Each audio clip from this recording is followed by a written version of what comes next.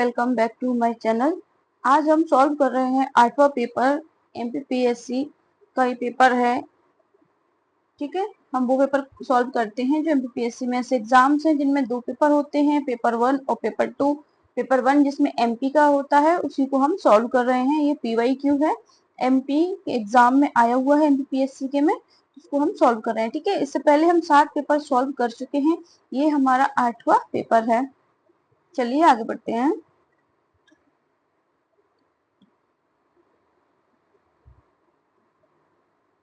निम्न में से कौन सा कथन एमपी के राज्यपालों के बारे में सही नहीं है? उन्होंने पूछा है कि सही नहीं है। ठीक है, सही हमें पहले पता होना चाहिए कौन से सही है। प्रथम महिला राज्यपाल कौन है? सरला ग्रेवाल है। ठीक है। सबसे अधिक समय तक सेवारत राज्यपाल एच.वी. पाटस्कर है। राइट है ये। एकमात्र राज्यपाल जिनका मध्य प्रदेश में ही जन्म हुआ लालजी टंडन, नहीं, ये लालजी टंडन नहीं है, ये रॉन्ग आंसर है। एमपी में राष्ट्रपति शासन लागू करने वाले प्रथम राज्यपाल सत्यनारायण सिन्हा है। ठीक है, तो जैसा कि आप देख पा रहे हैं हमें कितने सारे फैक्ट एक क्वेश्चन से मिल गए। पहली महिला राज्यपाल कौन है? एमपी की सरला ग्रेवाल जी हैं।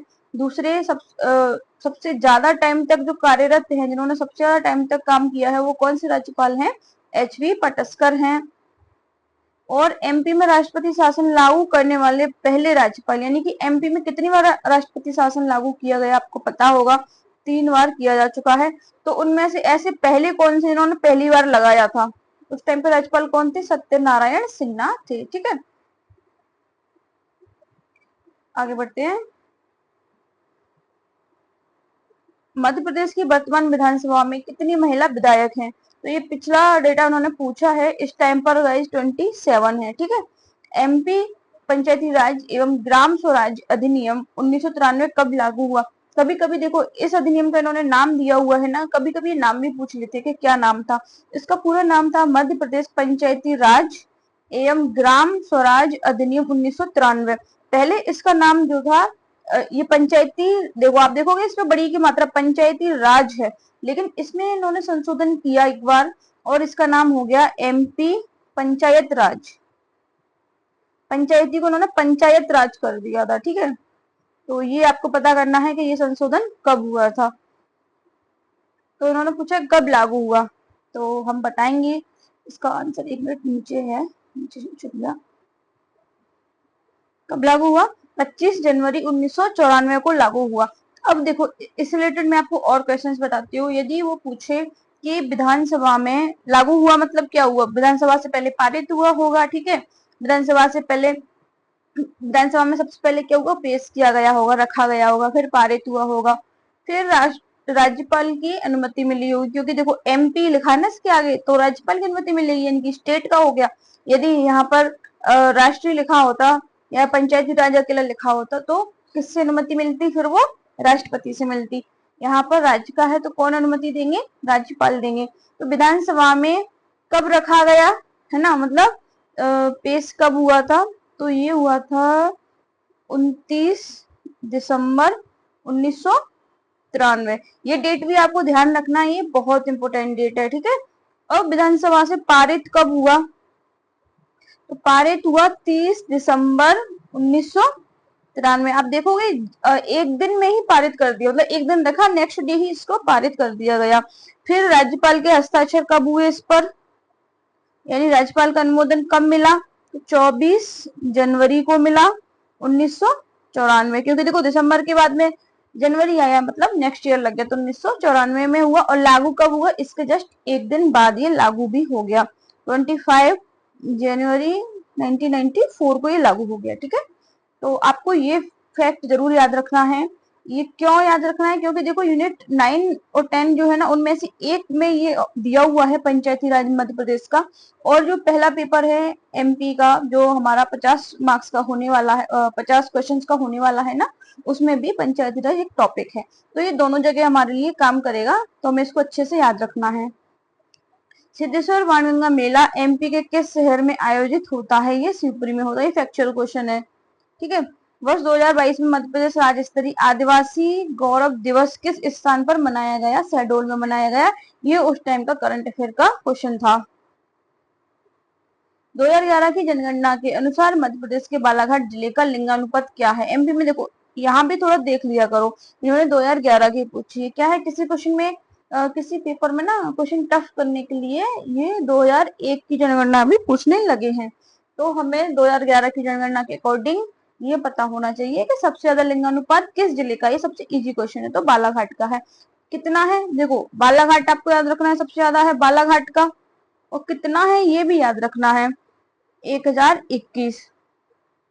एमपी के ऐसे लगभग तीन ही जिले हैं जिनका जो लिंगानुपात है, सेक्स रेशियो है ना, वो 1000 से ऊपर है। ठीक है, वो तीनों के आपको नाम पता रखने हैं कौन कौन से हैं। Centre for monitoring Indian economy के अनुसार अक्टूबर 2022 में एमपी में बेरोजगारी दर कितने प्रतिशत थी? 0.8। ये करंट का क्वेश्चन है।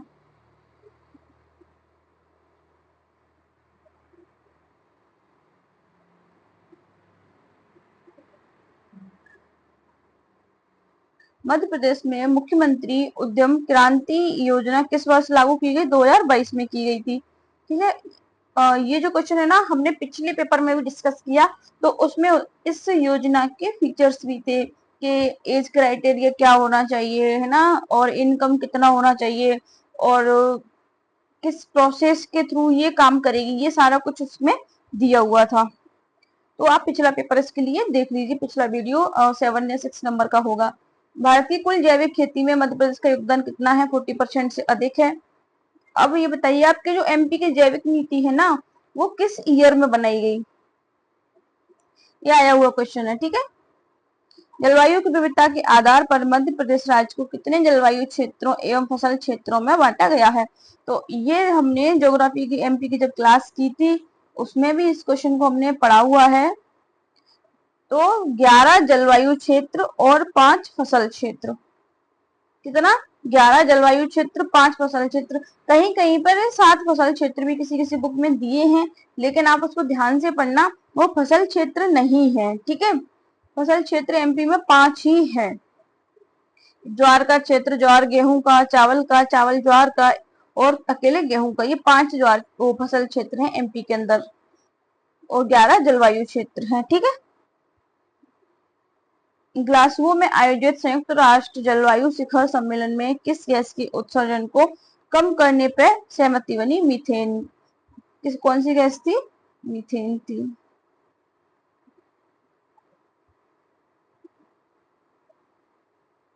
राष्ट्रीय खेल प्रोत्साहन पुरस्कार नहीं, कौन है? इसरो का कौन सा मिशन विफल हुआ? है ना, सक्सेस वाले का क्वेश्चन तो हर कोई पूछता है, इस बार उन्होंने पूछ लिया कि ऐसा कौन सा तो सक्सेस ही नहीं हुआ, जो मिशन हमारा फेल हो गया। तो ये है गाइज SLVD-1। ठीक है, ये मिशन जो है इसरो का फेल हो गया था।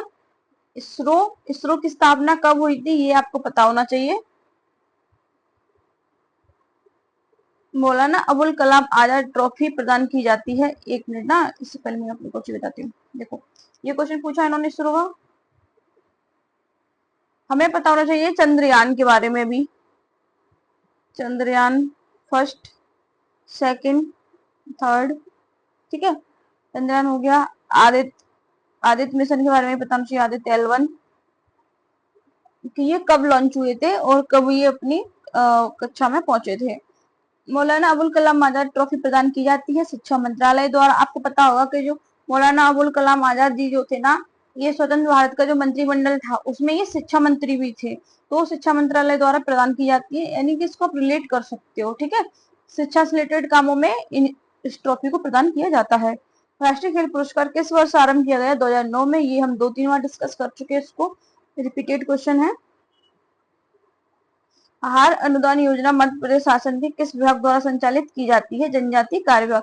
ये जो योजना है ना, ये ट्राइबल एरिया में चल रही है। ठीक है, तो जो विभाग होगा वो भी कौन सा विभाग होगा? जनजाति कार्य विभाग रहेगा।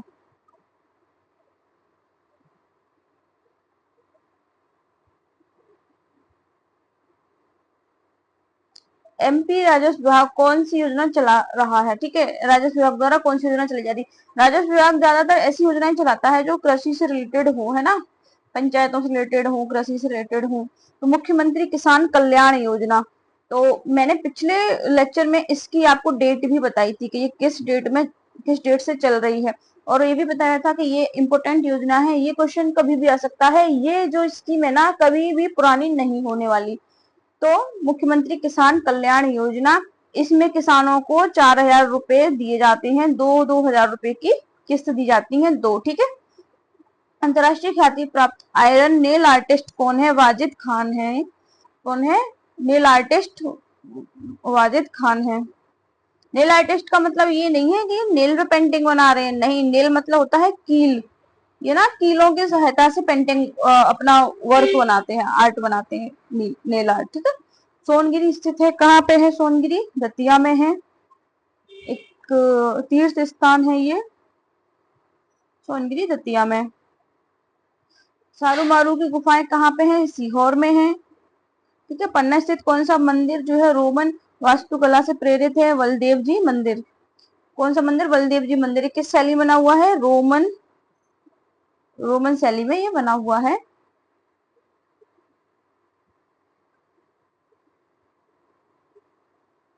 एक बहुत बड़ी समस्या है, कौन सी समस्या है? जो कि ऑनलाइन खरीदारी के टाइम पर होती है।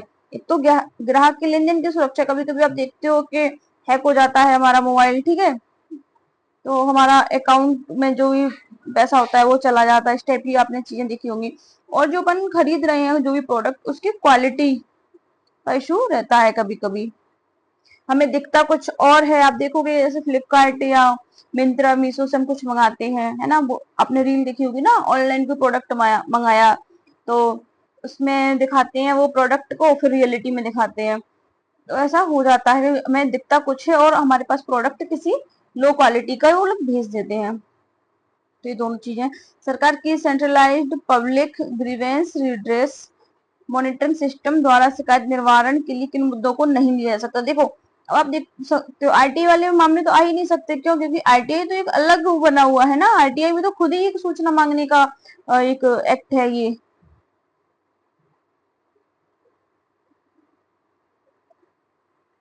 सुरक्षा के लिए उपयोग किए जाने वाले शब्द हनी पोट्स का क्या मतलब है? ठीक है, हनी पोट्स पूछा है इन्होंने। इसका उपयोग घुसपैठियों को पकड़ने के इरादे से उसको आकर्षित करने के लिए किया। देखो, हनी हनी मीन्स क्या होता है? शहद होता है। पोट्स में शहद का बर्तन, तो इसका मतलब क्या होगा? देखो, किसी चीज में मीठा लगा दिया फिर मक्खियों को बुलाया, इस टाइप से। तो इन्होंने बोला कि एक ऐसा जाल बिछाया जाता है, उसको अट्रैक्ट किया जाता है जो घुसपैठिया होता है वो फिर उस जाल में फंस जाता है, इसके लिए हनी पोट्स वर्ड का यूज करते हैं, ठीक है। नेक्स्ट चलते हैं। आर्टिफिशियल इंटेलिजेंस में कौन सी खोज तकनीकी अनौपचारिक खोज डोमेन के, यानी कि अनौपचारिक आती है, इनफॉर्मल कौन सी है? यूनिफॉर्म्ड कास्ट खोज है, यूनिफॉर्म कास्ट खोज, ठीक है। इन्होंने पूछा है कि देखो, इसका आंसर है प्रारंभिक प्रशिक्षण और प्रारंभिक परीक्षण दोनों की आवश्यकता होती है सुपरवाइज लर्निंग में, है ना, यानी कि ट्रेंड भी किया और फिर उसको एग्जामिन भी किया। माने चलो हम कुछ पढ़ रहे हैं तो हमें पहले कोई सिखाएगा, सिखाने के बाद में हमारा एग्जाम लेगा, मतलब हमने क्या पढ़ा क्या नहीं, तो ये इसी टाइप से है। कंप्यूटर नेटवर्क में आरपीसी से क्या मतलब है? इन्होंने फुल फॉर्म पूछा है, तो रिमोट प्रोसीजर कॉल, ठीक है, ये इसकी फुल फॉर्म है। कौन सा लॉजिकल गेट यूनिवर्सल गेट है? तो नैंड है इसका आंसर।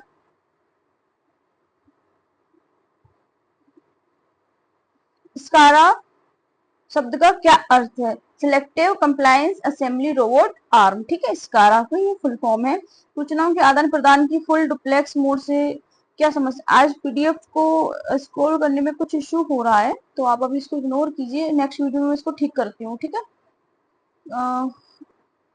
ये बार बार मतलब इजी तरीके से इसको मैं स्क्रॉल नहीं कर पा रही हूँ, ये बार बार अटक रहा है, पता नहीं क्यों।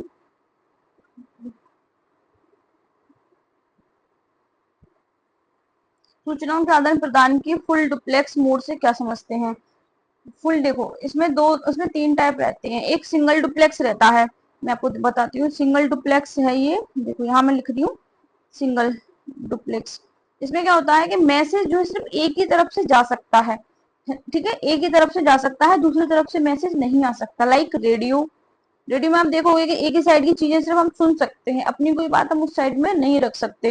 फिर होता है एक हाफ डुप्लेक्स, हाफ का मतलब होता है कि ये कुछ इस प्रकार का बनाते हैं इसको कि एक बार में ना एक बार में एक ही व्यक्ति संदेश भेज सकता है, लेकिन दूसरी बार में दूसरा भी भेज सकता है। लाइक क्या बोलते हैं उसको, जो वायरलेस होता है ना, आपने देखा होगा जो पुलिस के पास रहता है, वायरलेस हो गया।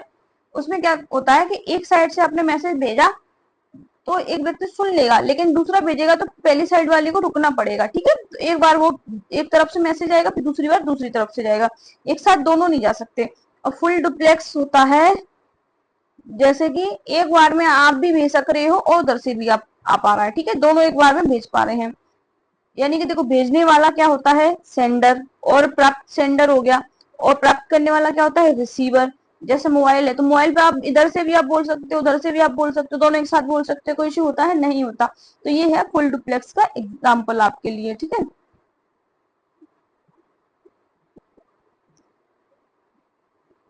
यहाँ इन्होंने इस चीज को रिसीवर और सेंडर के रूप में लिख के दिया है, बट यदि हमें इसका कॉन्सेप्ट पता है तो हम आराम से इसको कर सकते हैं। कौन सा संचार माध्यम लेजर लाइट को सूचना के स्रोत के रूप में ले जा सकता है, तो इसका है फाइबर ऑप्टिक्स, है ना। फाइबर ऑप्टिक्स केबल होती है।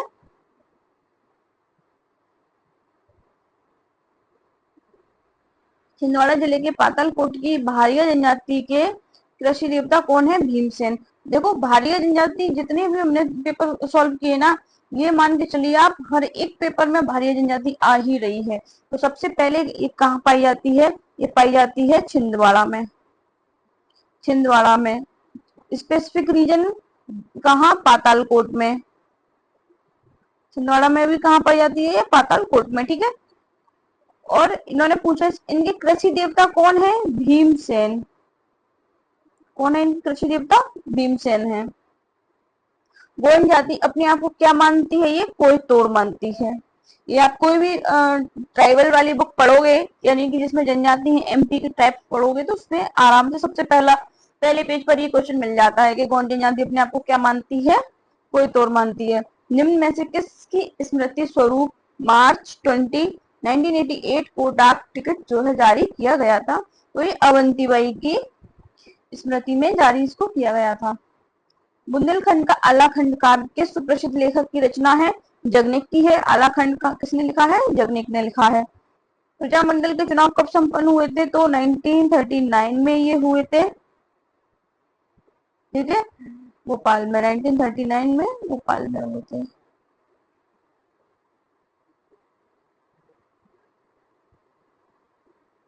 निम्न में से कालिदास की किस रचना का अंग्रेजी में अनुवाद हुआ, ठीक है, अंग्रेजी भाषा में। इसका हुआ अभिज्ञान शाकुंतलम का। 1854 में। आप बताइए कालिदास की जो सबसे पहली रचना थी वो कौन सी थी। ये सारी रचना कालिदास की हैं, आपको बताना सबसे पहली कौन सी लिखी उन्होंने। 1854 में रीवा राज्य के राजा का नाम क्या था, रघुराज सिंह था। ये काफी टफ क्वेश्चन है, देखो उन्होंने कैसे जो स्टेटमेंट्स फ्रेम किए, रघुवीर, रघुनाथ, रघुदयाल, रघुराज, ठीक है। तो हिस्ट्री के क्वेश्चन कभी कभी एमपीपीएससी जो है टफ भी लेता है। डॉक्टर भीमराव अंबेडकर ने 1946 में किस नाम से विद्यालय प्रारंभ किया, तो सिद्धार्थ नाम से प्रारंभ किया था। कलचुरी राजाओं में से सर्वप्रथम सिक्के चलाने का श्रेय गांगेयदेव को। देखो, गांगेयदेव ने सबसे पहले सिक्के चलाए, लेकिन कलचुरी राजाओं के बारे में पूछा है तो क्या हुआ, ये कौन से राजा हुए, कलचुरी हुए। ये कौन है, कलचुरी राजा हैं, ये कलचुरी वंश के हैं। कलचुरी वंश गाइस कहाँ था, ये त्रिपुरी में था। और त्रिपुरी किस रीजन के अंतर्गत है, ये जबलपुर के आसपास आता है, ठीक है। मार्च परंपरा का संबंध किससे है, अच्छा बताइए। अब पिछले में जस्ट इससे पहले वाले वीडियोस में आया था कि मालवा का लोकनाट्य क्या है, क्या आया था, मालवा का लोकनाट्य क्या है। जो मालवा है लोकनाट्य पूछा था उन्होंने, हमने उसका आंसर किया था मार्च। अब उन्होंने पूछ लिया मार्च परंपरा का संबंध निम्न में से किससे है, तो लोक नाट्य था मालवा का, तो क्या हो गया, नाट्य हो गया। एक नृत्य नहीं है, गीत नहीं है, गायनी, क्या है, लोक नाट्य है। कहाँ का है, ये मालवा का है, ठीक है। आई होप आपको ये समझ में आया होगा। वो भाग जो भांडेर पठार कैमूर की पहाड़ियों तथा अन्य पहाड़ियों का समूह है, कौन है वो, विंध्यन कगार। देखो ज्योग्राफी की वीडियो यदि आपने देखा नहीं है तो देखना, उसमें ये ऐसे आपको पता हो तो अच्छी बात है, नहीं पता तो आप एक बार इसको देख लेना। एमपी था, तो यहाँ पर हमने ड्रॉ की थी विंध्याचल श्रेणी। विंध्याचल श्रेणी कुछ ऐसे एमपी के मध्य भाग में ऐसे थी। ये 3 पार्ट में डिवाइड थी। एक तो खुद विंध्याचल थी, है ना, विंध्याचल पहाड़ी, एक था भांडेर पठार, एक था कैमूर पठार। तो जो सबसे पूर्वी था ना गाइस, ये था कैमूर पठार, और ये था बीच में भांडेर, ये था विंध्याचल। इस सब किसके भाग थे? विंध्याचल श्रेणी के भाग थे, विंध्याचल श्रेणी के। अब उन्होंने पूछा है कि अब उन्होंने नाम पूछ लिए कि भांडेर और कैमूर की पहाड़ियां किसका भाग है। तो हमें पता है किसका है, विंध्यन कगार का है या विंध्याचल श्रेणी का है, ठीक है। राजपीपला की पहाड़ियां किस पर्वत श्रृंखला का भाग है। अब उसी टाइम हमने एक और क्वेश्चन सॉल्व किया था, इसके जस्ट नीचे हमने एक और पहाड़ी ड्रॉ की थी इस टाइप से, यहाँ तक ऐसे ड्रॉ करते हुए हम गए थे, ठीक है। तो हमें पता है गाइस, सबसे पश्चिमी भाग जो था वो क्या था इसका, ये कौन सी पहाड़ी ड्रॉ कर रहे हैं हम, सतपुड़ा श्रेणी। कौन सी श्रेणी थी? सतपुड़ा। 2 श्रेणियां हैं एमपी में, एक है विंध्यन, एक है सतपुड़ा। सबसे पश्चिमी भाग क्या था गाइस इसका, राजपीपला की श्रेणी। मध्य भाग था इसका महादेव, और पूर्वी भाग था इसका क्या, मैकाल श्रेणी, ठीक है। तो उन्होंने पूछा है कि राजपीपला की पहाड़ी किस पर्वत श्रृंखला का भाग है, तो हमें पता है किसका भाग है, सतपुड़ा श्रेणी का, ठीक है। आई होप आपको अच्छे से समझ में आया हो। मध्य प्रदेश का सर्वाधिक वर्षा वाला क्षेत्र है। देखो सबसे ज्यादा वर्षा एमपी में कहाँ होती है, पचमढ़ी में होती है। किस रीजन में होती है, पचमढ़ी में होती है। अब आपको बताना है कि देखो हमें ये नहीं पता कि इनमें से कौन सी श्रेणी है, बट हमें ये पता हो कि पचमढ़ी में होती है, तो भी हम देखो उसको सॉल्व कर जाएंगे,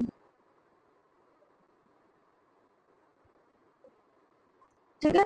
ये अगेन हम वही सतपुड़ा श्रेणी बनाते हैं। सतपुड़ा श्रेणी कहाँ है, विंध्याचल के नीचे है, ये भी 3 पार्ट में डिवाइड है। तो यहाँ के इस रीजन में लगभग यहाँ पचमढ़ी आता है आपका। ये किस श्रेणी में आता है, ये महादेव में आता है। महादेव श्रेणी जो है उसके उसकी सबसे ऊंची चोटी कौन सी है, धूपगढ़। और ये एमपी की भी सबसे ऊंची चोटी है, ठीक है। और यही क्या है गाइस, पचमढ़ी है, जहाँ सबसे ज्यादा वर्षा होती है। तो अब आपको पता चल गया ना, देखो ये सतपुड़ा श्रेणी थी, ये क्या था, ये सतपुड़ा श्रेणी थी। सतपुड़ा के अंदर महादेव श्रेणी है, यानी सतपुड़ा के अंदर आप मान चलिए पचमढ़ी में सबसे ज्यादा वर्षा हो रही है। पचमढ़ी कहाँ आती है, धूपगढ़। धूपगढ़ कहाँ आता है, महादेव में। तो ये सबसे ज्यादा वर्षा कहाँ हो गई, महादेव श्रेणी के अंतर्गत, मतलब सबसे ज्यादा वर्षा आएगी, ठीक है। निम्न में से किस जिले से कर्क रेखा नहीं गुजरती है। तो देखो ये क्वेश्चन बहुत जरूरी है। ये क्यों जरूरी है मैं आपको बताती हूँ। जब हम एमपी पढ़ रहे थे ना, तो हमने वहां पर देखा कि कर्क रेखा जो है आगर मालवा से तो गुजर रही थी, लेकिन शाजापुर से नहीं गुजर रही थी। और वहां मैंने इंपोर्टेंट करके लिखवाया था कि आगर मालवा से गुजरेगी। आगर मालवा जो है कैसे बना हुआ था गाइस, ये शाजापुर से अलग होकर एक जिला बना। तो कभी कभी हमें लगता है दोनों पास है, तो हो सकता है दोनों से गुजरती होगी, लेकिन नहीं, इसमें माइनर सा अंतर आता है। और ये शाजापुर से नहीं निकलती है, सिर्फ आगर मालवा से निकलती है। तो इसका आंसर हमें अच्छे से याद होना चाहिए कि कहाँ से नहीं निकलती, शाजापुर से नहीं निकलती है, आगर मालवा से निकलती है, ठीक है। शहडोल से है, रायसेन से है, सीहोर से है। चलिए आगे बढ़ते हैं। बुराड़ क्षेत्र प्रसिद्ध है कोयला उत्पादन के लिए, ठीक है। ये उसकी खदान का नाम है जिस रीजन में ये पाया जाता है। नेक्स्ट, अमरकंटक ताप विद्युत केंद्र स्थापित किया गया है, कहाँ पर है, चटाई में है। ये चटाई कहाँ पर है, अनूपपुर में है। अनूपपुर। कौन सी परियोजना मध्य प्रदेश एवं उत्तर प्रदेश की संयुक्त परियोजना है, तो माता टीला परियोजना है ये। रानी अवंतीबाई सागर परियोजना निम्न में से किस जिले में है, ये है जबलपुर जिले में। कहाँ है, जबलपुर जिले में है। बरगी परियोजना है वो कहाँ है, जबलपुर में है, ठीक है। इसका भाग है। पन्ना राष्ट्रीय उद्यान में मगर घड़ियाल पालन निम्न में से किस नदी के कारण है, तो देखो जो नदी पन्ना से निकलेगी उसी के कारण होगा। तो किसके कारण है, इसका आंसर क्या होगा, कि वहां से कौन सी नदी निकली है, केन नदी निकली है, केन। और केन नदी जो है ये आपका छतरपुर और पन्ना, ये लगभग बॉर्डर से निकलती है। यहाँ एक सेंचुरी है केन घड़ियाल सेंचुरी, तो नाम से पता हो रहा है तो घड़ियाल का पालन कहाँ हो रहा है, केन में। सेंचुरी ऐसे सेंचुरी, ठीक है। और एक और जगह घड़ियाल पालन होता है, वो कौन सी नदी में होता है, चंबल नदी में, चंबल नदी में, मुरैना में ही होता है, चंबल में, ठीक है। एमपी ऊर्जा विकास निगम की स्थापना कब हुई थी, 1982 में हुई थी। ऊर्जा विकास निगम 1982 में हुई थी, ठीक है। तो इसको अब हम यहीं खत्म करते हैं। नेक्स्ट